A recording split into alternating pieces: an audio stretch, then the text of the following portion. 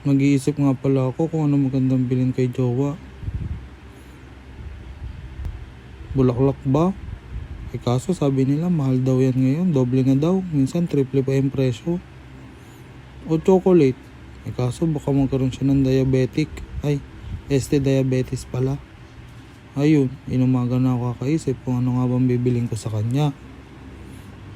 Kaya napagdesisyonan ko, siguro pumasok na lang muna ako sa trabaho.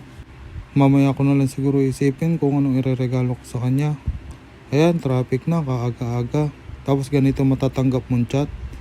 Abay, ganito ang ngiti mo. Happy Valentine's agad. Tipid na tipid. So ito, nandito na kami sa kakainan namin. Pala, isang oras kong hinanap tong kainan na to. Kasi sa lahat ng pinuntahan namin kainan, puno. Ito lang yung medyo maluwag. Doon dumating kami.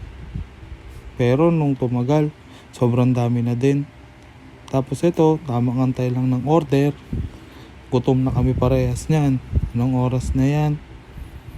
Kasi kakahanap na makakainan. Diyos ko, pag Valentine's, lahat ng pera lumalabas eh.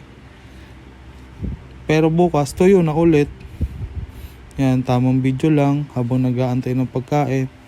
Konti pa yan. Kanina, sobrang dami niyan. Tapos dumating na din yung order namin. So, unahin ko muna tiyan ko, mamaya na yung love life. Gutom na kasi ako. So, sige, mamaya na lang ulit. Kakain muna ako. Panoorin nyo na lang kung paano ako kumain ha. Ganyan ako kabalas-ubas kumain. Wala kang kaarte-arte. Sarap. Unang kagat. Tululaway agad.